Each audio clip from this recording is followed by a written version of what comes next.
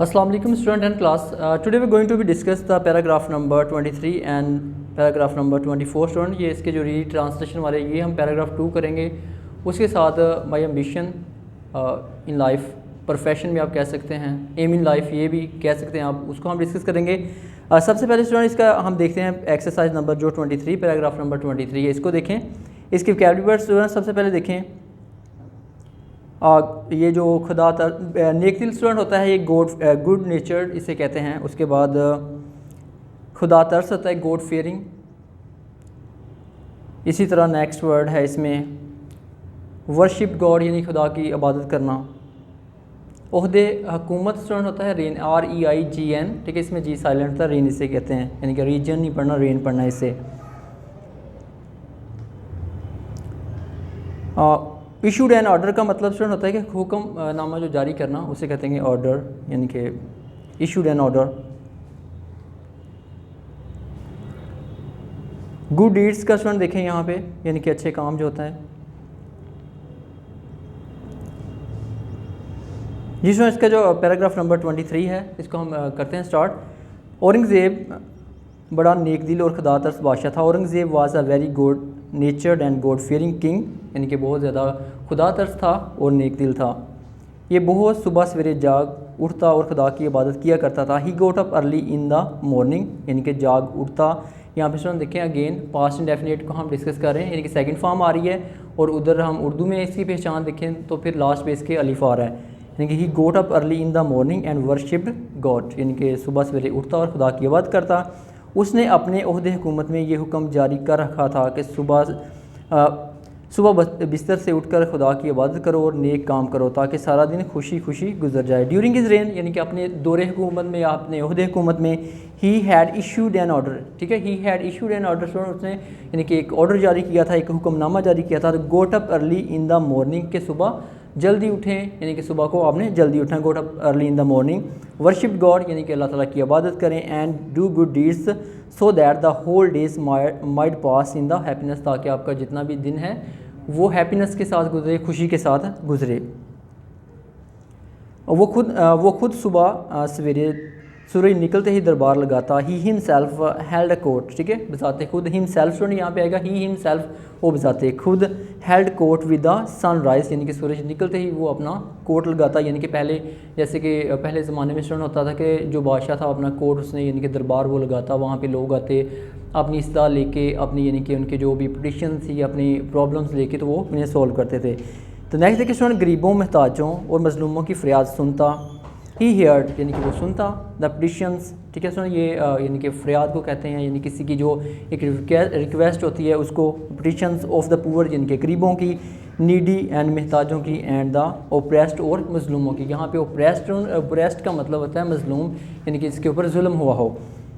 Next देखिए student, वो इनसे मोहब्बत से पेश आता. He treated them with love, यानी कि उनसे मोहब्बत से पेश आता. यहाँ पे अगेन देखिए स्टूडेंट पास्ट इंडेफिनिट को हम डिस्कस कर रहे हैं. He treated them with love, नहायत तवज्जो से उनका हाल पूछता और उनकी मुरादें पूरी करता. He asked them about their affairs, यानी कि उनकी मुरादों के बारे में, यानी कि उनके अफेयर्स के बारे में. विद ग्रेट अटेंशन, यानी बहुत ज़्यादा तवज्जो के साथ, पूरी तवज्जो के साथ जब हम बात करते हैं तो इसका मतलब होता है ग्रेट इंटेंशन से.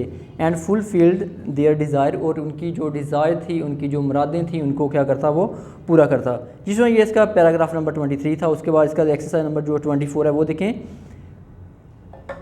इसमें स्टूडेंट देखें इसका जो फर्स्ट वर्ड इंटेंशन, इरादा को कहते हैं मर्डर, यानी कि जो कत्ल करने को कहना. इसी तरह यहाँ पे ये भी स्टूडेंट पास्ट की ही बात हो रही है. पुल्ड आउट का मतलब होना, यानी किसी चीज़ को खींचना, निकालना. हरीडली का स्टूडेंट हरी होता है ना जैसे, तो हरीडली यानी कि जल्दी से, तेज़ी से. पाउंस्ड अपॉन का मतलब होता है स्टूडेंट हमला करना. यानी गिफ्टेड द, यहाँ पे स्टूडेंट देखें गिफ्टेड, यानी कि खुदा ताला की तरफ से जो एक चीज़ दी जाती है, यानी कि गॉड गिफ्टेड जो चीज़ होती है, अल्लाह ताला की तरफ से कोई इनाम होता है, उससे कहते हैं. ग्रेट विजडम, यानी कि अक्ल. एंड करज, हौसला को स्टूडेंट कहते हैं. स्ट्राइडोज, यहाँ पे देखें स्टूडेंट, ये बढ़ाना, यानी कि लंबा करके बढ़ाना, इसे कहते हैं स्ट्रेच करना कहते हैं. ग्रिप्ट, पकड़ना स्टूडेंट कहते हैं. इसी तरह मर्डर, यानी कि मर्डर्स, यानी कि कातिल जो होता है उसका. मर्डर्स हैंड, यानी कत्ल करने वाले का हाथ. फर्मली का मतलब होता है मजबूती, FIRMLY, फर्मली। प्राइवेट सेक्रेटरी यानी कि उनका जो अपना प्राइवेट सेक्रेटरी था उनका। क्रिमिनल, फिर अगेन वही मुजरम। अरेस्ट पहली फॉर्म है स्टूडेंट, अरेस्टेड ये सेकंड फॉर्म है, यानी कि उसको गिरफ्तार करना किसी को। ब्रेव मैन का स्टूडेंट मतलब होता है बहादुर आदमी, यानी कि जो बहादुर हो उसे कहते हैं ब्रेव मैन। यहाँ पर स्टूडेंट देखें, ये नौजवान कायद आज़म को कत्ल करने के इरादे से आया था। ये पेज नंबर स्टूडेंट 321 है लर्नर का, तो ये पैराग्राफ नंबर एक्सरसाइज नंबर 24 है री ट्रांसलेशन वाली जी। फर्स्ट सेंटेंस देखें, ये नौजवान कायद आज़म को कत्ल करने के इरादे से आया था। This young man had come to with the intention of murder of the Quaid Azam, यानी कि कायद आज़म को मर्डर करने के, उनको कत्ल करने के इरादे से आया था। जब उसने देखा कि कोई भी आसपास नहीं है, when he saw that there was no one near by, यानी कि उसने देखा कि नियर बाई कोई भी नहीं है, यानी कि आसपास कोई भी नहीं है, उसने तेज़ी से चाकू निकाला। ही पुल्ड आउट अ नाइफ हरिडली, यानी कि उसने तेज़ी से चाकू निकाला। हरिडली का मतलब सुन होता है तेज़ी के साथ नाइफ, चाकू पुल्ड आउट का मतलब होता है निकालना। वो कायद आज़म की तरफ लपका। ही पॉन्स्ड अपॉन कायद आज़म, यानी कि लपकना स्टूडेंट किसी के ऊपर, उसको पॉन्स्ड अपॉन कहते हैं, यानी कि वो कायद आज़म के ऊपर लपका। अल्लाह ताला ने कायद आज़म को बहुत अक्ल और हौसला अता किया था। God had gifted the Quaid Azam with great wisdom and courage, यानी कि अल्लाह ताला ने उनको बहुत ज़्यादा अक्ल अता की थी। विजडम WISDUM विजडम, ठीक है, एंड करेज और हौसला अता किया था।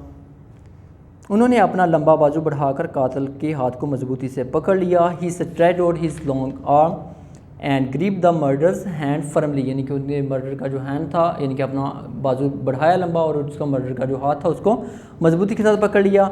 उसमें नेक्स्ट देखिए सेंटेंस, उन्होंने अपने प्राइवेट सेक्रेटरी को आवाज़ दी। He called his private secretary. So यहाँ इसको याद देखेंगे, सेक्रेटरी करना आपने, यानी कि सेक्रेटरी कुछ लिख देते हैं, सीन काफ टी रे, यानी कि उसको इकट्ठा लिख देते हैं, ये सेक्रेटरी आपने लिखना है इसको। नेक्स्ट देखिए स्टूडेंट, लास्ट इसका जो है मुजरम को गिरफ्तार कर लिया गया। द क्रिमिनल वाज अरेस्टेड, यानी क्रिमिनल को गिरफ्तार कर लिया गया। तमाम लोगों ने देख लिया कि कायद आज़म बहादुर इंसान थे। ऑल द पीपल सा the Quaid Azam was a brave man. जिसमें ये इसकी थी एक्सरसाइज नंबर 23 एंड 24। इसके साथ जो इसका ऐसे स्टूडेंट उसको हम देखते हैं, ये पेज नंबर 451 है स्टूडेंट लर्नर का। इसका जो आउटस्टैंडिंग है ये हम डिस्कस करेंगे आज। 449 माई एम्बिशन, ये अगर माई एम्बिशन आ जाए तब भी आपने स्टूडेंट यही डिस्कस करना है। अगर for example my aim in life आ जाता है या माई प्रोफेशन आ जाता है तब भी आप यही लिख सकते हैं, यही आपने लिखना है। इसमें स्टूडेंट कोटेशन भी ऐड की हुई है डिफरेंट, आपने वो भी लिखनी है। अगर फॉर एग्जाम्पल कुछ स्टूडेंट एवरेज स्टूडेंट वो शॉर्ट वाला करना चाहते हैं तो वो भी कर सकते हैं। यहाँ पे स्टूडेंट देखिए फर्स्ट वाला जो है द एम इफ़ रीच और नॉट, कहता है कि कोई मकसद जिस तक हम पहुँच सकें या कि ना पहुँच सके।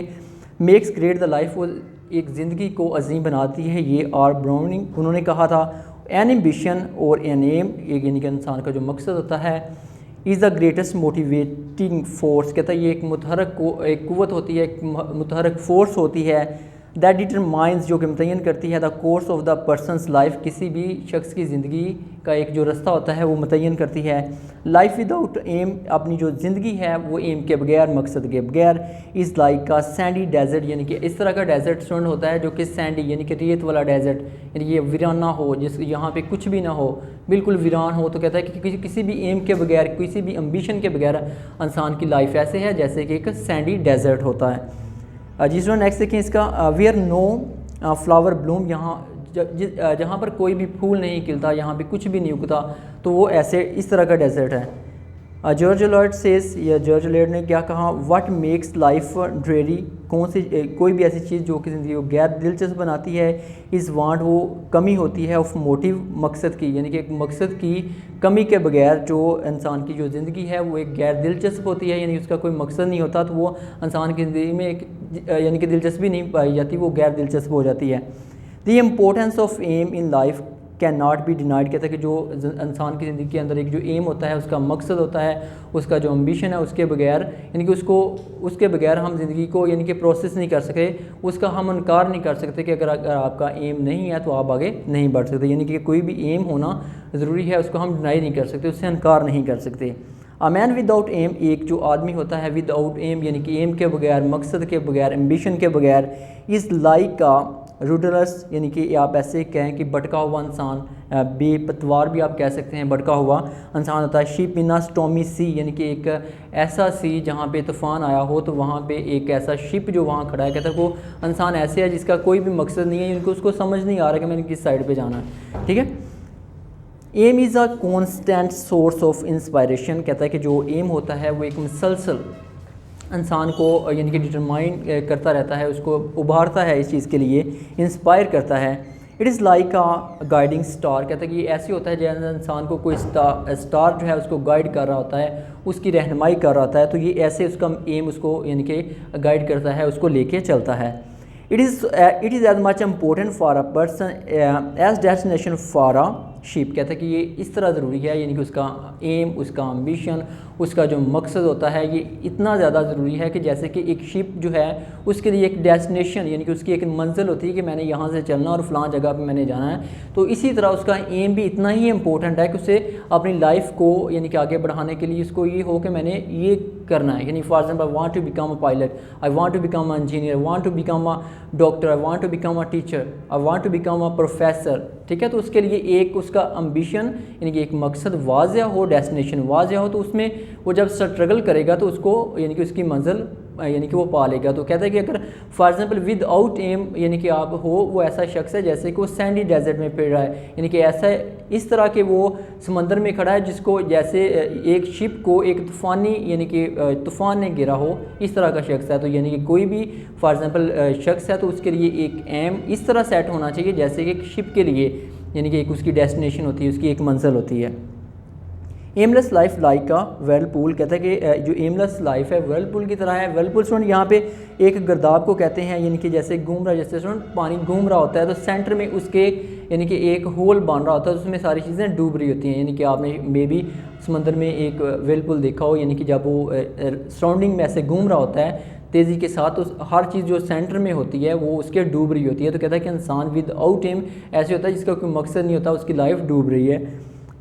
जिसमें यहाँ पे एक और कोटेशन आप लोगों ने ऐड करनी है, स्नेका ने उनकी लिखी हुई है, when a man does not know, जब एक आदमी नहीं जानता, what the harbour he is making for, कि उसकी जो बंदरगाह है, बंदरगाह का मतलब ये अगेन वही डेस्टिनेशन आ जाती है कि उसकी हार्बर कौन सी है, वो किस साइड पे नहीं जानता। जब वो ही जानता, not wind is right wind, तो कोई भी हवा, चलने वाली हवा जो है उसके लिए राइट नहीं होती, वो यानी कि उसको डायरेक्शन नहीं दे सकती। जैसे कि जहाज़ पानी में खड़ा है तो बाद में उसको बता रही होता है you have to go this direction, कि आपने इस डायरेक्शन में जाना है, इस डायरेक्शन में जाना है। तो कहता है कि आपका अगर मकसद कोई नहीं है, आपकी हार्बर कोई नहीं है, आपकी बंदरगाह कोई नहीं है कि आपने किस साइड पे जाना है, तो जितनी मर्जी हवाएं चलें वो आपको पता नहीं है कि मैंने किस साइड पे जाना है। तो ये भी ज़बरदस्त यहाँ पे कोटेशन है, ये भी स्टूडेंट आप ऐड कर सकते हैं। There is no man without ambition, ambition के बगैर जो इंसान की, कहता है कि कोई भी लाइफ नहीं है। There are a number of profession, कहता है कि बहुत सारे प्रोफेशंस हैं, सच है जैसा कि बिज़नेस, यानी कि कोई भी आप बिज़नेस कर सकते हैं, फार्मिंग खेती बाड़ी कर सकते हैं, उसके साथ मेडिसन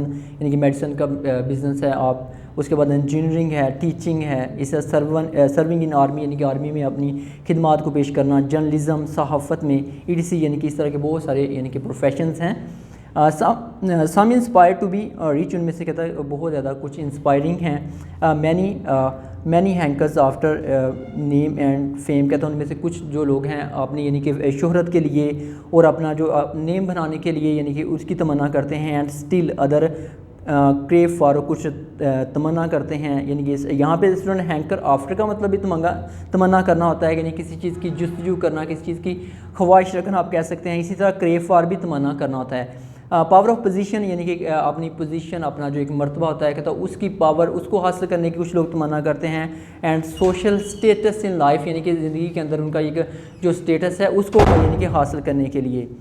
ऑनर एंड पोजीशन, यानी कि उसका जो एक इज़्ज़त है, उसका जो मर्तबा है, नॉट लॉन्ग लास्टिंग, वो लॉन्ग लास्टिंग नहीं होता। यानी कि जो फॉर एग्जांपल किसी भी शख्स का कोई स्टेटस है, फॉर एग्जांपल वो किसी जगह पे फॉर एग्जांपल डीसी लगा हुआ है, ठीक है, सीईओ है, कोई भी है, तो वो कहता है कि ऑलवेज कांस्टेंट नहीं है, यानी कि हमेशा नहीं रहेगा, उसको यानी कि ज़वाल आना है। फार्चून टर्न्स लाइक अ व्हील्स, कहता है कि फार्चून इंसान की जो किस्मत है ऐसे बदलती है, ऐसे टर्न आउट हो रही होती है जैसे कि व्हील टर्न आउट हो रहा होता है। अकॉर्डिंग टू मी, मेरे मुताबिक the medical profession is the best in the world and it is my ideal कि मेडिकल का जो प्रोफेशन है वो मेरा बेस्ट प्रोफेशन है, यानी कि मेरा आइडियल है, मैं उसे पसंद करता हूँ। Great ambition is the passion of a great character, कहता है कि जो बड़े एम्बिशन रखते हैं उनके करेक्टर जिनके बड़े होते हैं वो एम्बिशन भी अपने बड़े ही रखते हैं। ग्रेटनेस एंड द सक्सेस यानी कामयाबी और जो ग्रेटनेस होती है, अजीमपन होता है इन अ लाइफ, ज़िंदगी में, are not like a windfall, कहते हैं कि आंधी का फल नहीं है, यानी कि ऐसा फल नहीं है कि जिससे आप कह लें कोई भी इंसान ग्रेट बन रहा है, यानी कि फॉर एग्जांपल या वो कामयाबी हासिल कर रहा है तो वैसे नहीं है कि जैसे आंधी चली गई तो फल आपकी झोली में गिर गए, ऐसे नहीं है। It is not like that. They are achieved through hard and honest labour, यानी कि इसको हम ऑनेस्ट लेबर के ज़रिए, हार्ड वर्क के ज़रिए इसको हम हासिल करते हैं। अ परफेक्ट डिवोशंस, यानी एक मुकम्मल जो लगन होती है। Man himself is the maker of the destiny, यानी कि इंसान अपनी जो डेस्टिनी होता है उसको खुद बना रहा होता है, खुद यानी कि उसको क्रिएट करता है, खुद पैदा करता है, खुद उसमें आता है। एंड आर्किटेक्ट उसका मामार होता है, यानी कि उसको बनाने का मनार, यानी कि उसको तमीर करना, यानी कि जो भी उसका एक एम्बिशन है, जो भी उसकी एम है उसके लिए, यानी मकसद है जो भी उसका, उसके लिए वो खुद यानी कि मामार होता है, खुद उसको बना रहा होता है ऑफ हिज लाइफ, अपनी ज़िंदगी के बारे में। It has been rightly said by Shakespeare, जैसे कि शेक्सपियर ने कहा था, फॉल डियर। अच्छा यहाँ तक ये जो हाफ हो जाता है तो ये आप ऐसे करें कि यहाँ तक कर लें। जिसमें इसका हमने जो 23 नंबर पैराग्राफ यानी कि किया रीट्रांसलेशन वाला, उसको इंग्लिश में कन्वर्ट किया। 24 वाले को हमने रीट्रांसलेट किया। उसके बाद जिसका ऐसे है माई एम इन लाइफ भी आप कर सकते हैं, माई एम्बिशन भी कर सकते हैं। तो इनमें से यानी कि हमने हाफ़ किया, नेक्स्ट हम हाफ़ नेक्स्ट लेक्चर में करेंगे इंशाल्लाह। जिस तरह थैंक यू।